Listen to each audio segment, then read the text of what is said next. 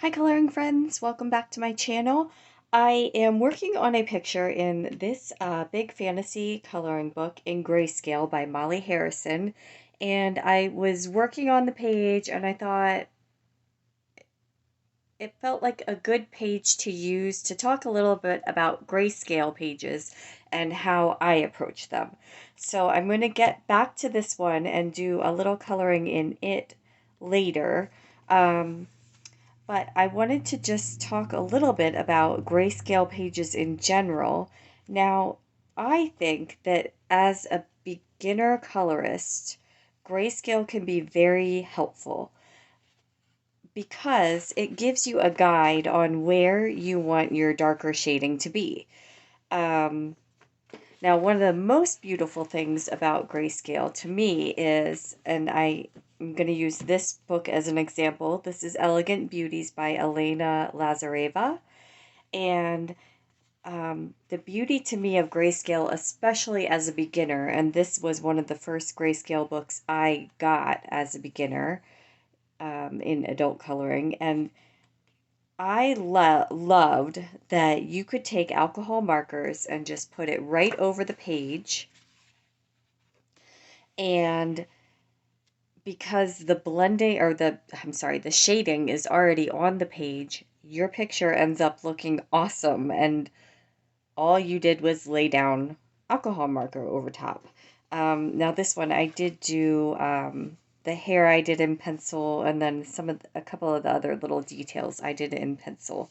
But for example, her dress is just a blue alcohol marker, and I just think it's so cool because you just put the marker down and voila, it looks realistic and shaded, and this book is wonderful to do that with. Now, don't pay attention to my skin here. Like I said, I was a newer colorist at the time and was learning my alcohol marker as well, and how they bleed, and how if you don't do them just right, you end up with the lines.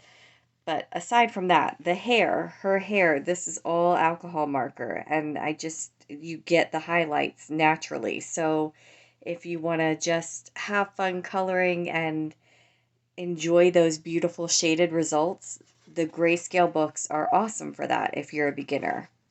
And then, like I said, also as a beginner, um, this is one of my earlier on pages too, and just focusing on where my darkest areas were and choosing my darker colors and kind of shading out from there. That helped me learn so much just working on this page. I really kind of got a feel for with the fabric, where the folds are and where you want your lighter bits to be and all of that. So I think grayscale is awesome for that. Now, where I get a little tripped up with grayscale is in books like these two I have here. This is the Mice Before Christmas coloring book by Wendy Edelson and Ann L. Watson. And then also the adult coloring book Christmas Fun 47 Grayscale Coloring Pages by Kimberly Hawthorne. Now, these are quite a bit more intense with the grayscale. And to me, it's a little more intimidating. I haven't quite, I have these on my 23, in my stack of 23 that I would like to focus on this year, specifically because I would like to get better at this more intensive grayscale. And then I'll show this one too, as this to me is like the utmost level of grayscale difficulty in my own opinion.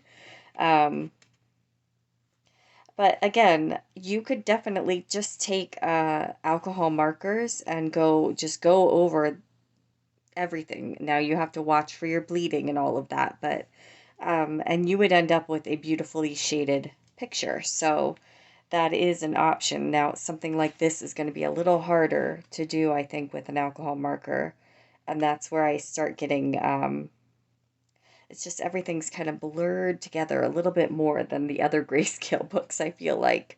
Here's one that I had attempted, and I wasn't using the best pencils, I don't think, when I started this, so that might make a difference. But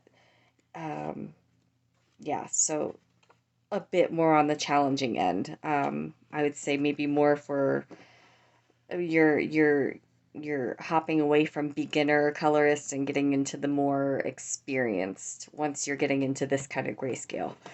But um, let me show you the page that I'm working on in this book. Um, I started this mermaid picture for Mermaid. Oh, and here's another one that I worked on a while ago. And yeah, I really love how the shading just kind of helps you out. So I am working on this one here, and I apologize. The book has just broken completely out of the binding, and it's a bit of a mess, but we can work around that.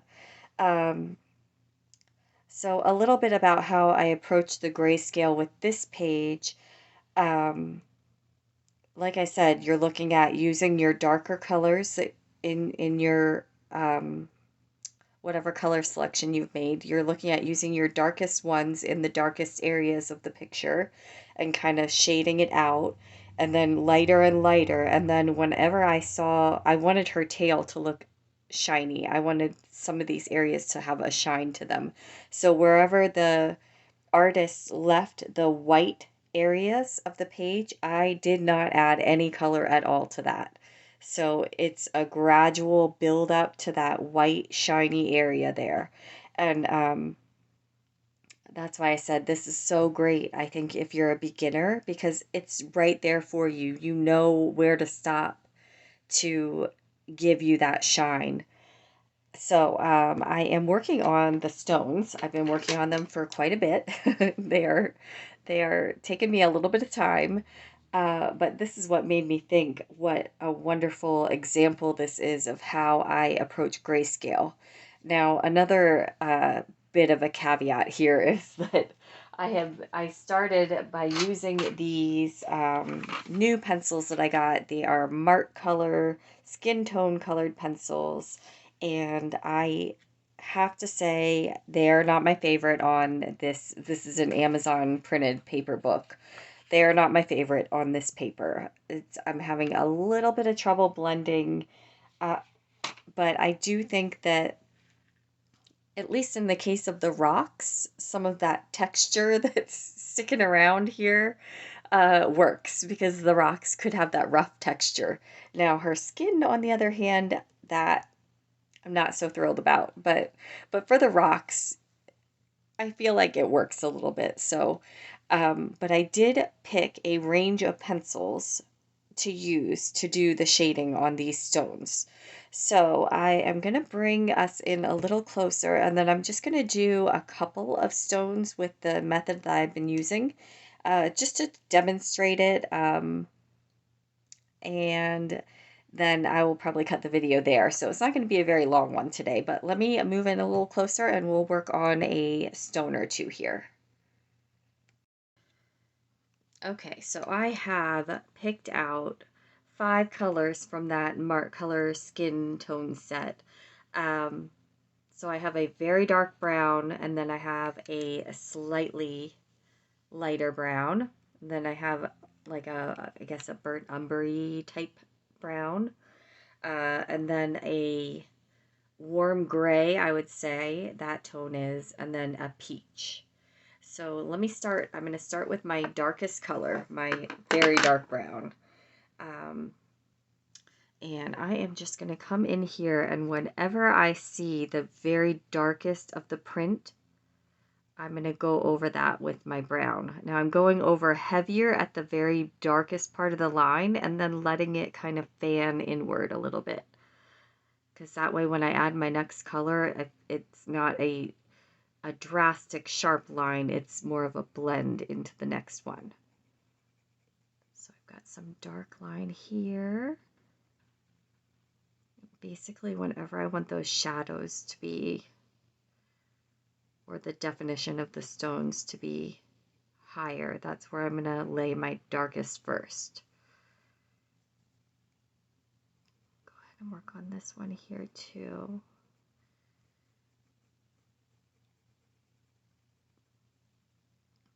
And I'm definitely varying my pressure a bit based on the intensity of the line art in the picture. So if it's just kind of a shady line, I'm going very lightly over it. Whereas if it's one of these dark, like here, I would go right on it with the dark because I want my brown to show up over it, basically.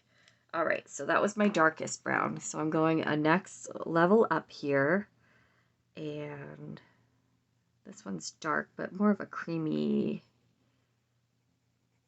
almost chocolate milk quality to this one. And I'm just kind of going over the line that I went over before, but taking it just a bit further in, because this is kind of like my bridge color into my lighter tones.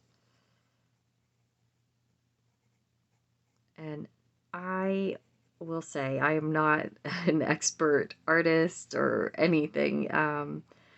I am just doing this because I tried it out and I like the look of it, and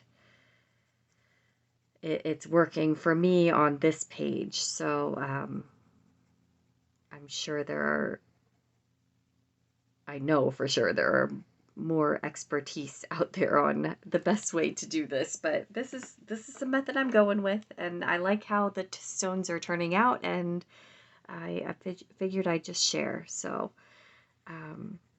now I have my more reddish brown, and as I'm going inward, I'm trying to make sure to leave the very, very lightest parts of the stone, like this area here. I don't want to hit that with anything but my very lightest colors.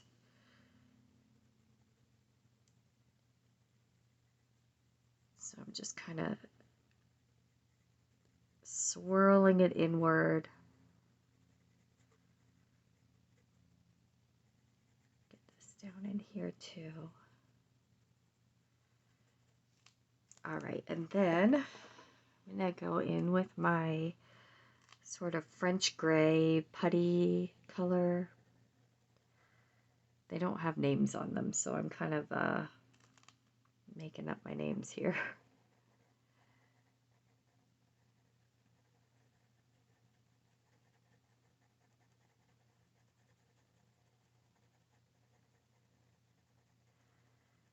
I'm still going to leave that very lightest point in the middle free of color.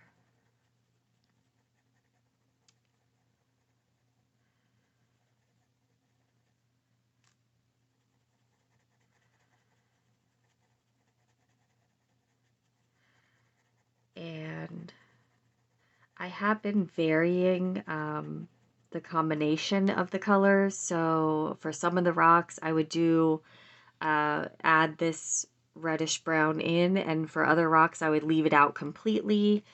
Some of the rocks, I would leave out the putty color and just go over with the peach at the last bit, just so I get even more variation in the stone colors, because that's what you would see in nature. You wouldn't see them all looking exactly the same with the exact same color combinations. So now I'm coming in with the peach, and for the peach, it is almost, I'm basically using it as a blender. So I'm trying to pull all those colors together, and then very lightly at my lightest point of the stones, just kind of brushing over that with the peach. So that highlight stays there, but becomes a color that matches the rest of the stone.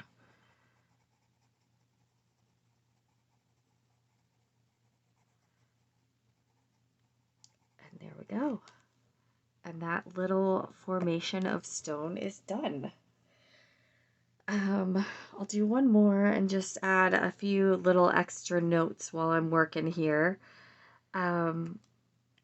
So I know one of the questions as a newer colorist I would always have in my head is, well, I still do, to be fair, I'll still watch people put down color on their pages and go, how did you know? How did you know to use those? Why did you choose those? Um, and in this case, well, I started with that skin tone pack to use. Well, because it was brand new and I was trying it out and experimenting a bit. But I knew that I would want a good range of browns, basically, for these rocks. And I knew I wanted them to be sort of a sandy colored rock because they are ocean rocks. So that's what I'm going for here. Um, and then beyond that, I think one of the biggest things that I have come to realize is that not only am I swatching out my colors when I get them and looking at them, but I personally am not able to just look at a swatch and pair up colors. Um, so, for example, with this one, I knew the general shading that I wanted these stones to be. So I had a jumping off point there. But then once I had chosen my set, I started pulling colors and then sort of swatching them in a blend together to see how they all work together. And I would swap in and out different colors, um, just trying them out together, seeing what got me the closest to what I was looking for these stones. So I think that's something I've learned, is that I can't just look at my original swatch chart and pull colors and know that they will work. I've got to play around with them a little bit. So I always have a little bit of scrap paper on the side, or uh,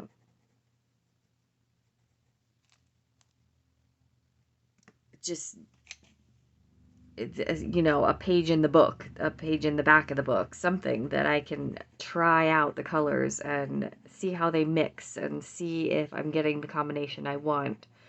Um, and then once I nailed down that combination that I like the most, that's when I'm going to the picture and actually coloring. So, um, now it does depend on the elements and the page. If it's flowers, I don't always sit and come up with special combinations that I like the best and all of that. Sometimes I'm just sitting down and pulling things and seeing if they look good together. But for this page,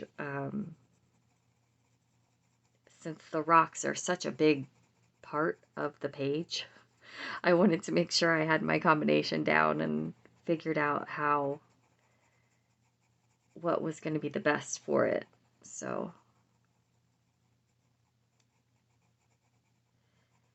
but hopefully this gave you a good demonstration, especially if you're newer and maybe don't get into the grayscale coloring or haven't yet. Uh, sort of why it might be a fun thing to try if you're newer at coloring, because this told me exactly where I was putting my darkest ones, and then as I went out I just followed the different levels of shading in there, and I think it ends up with a really cool effect. I'm certainly no professional, but I like the way it turned out. So I just think it's cool how realistic, that realism level that it adds to the pictures, with less effort from you. So I am going to leave it here.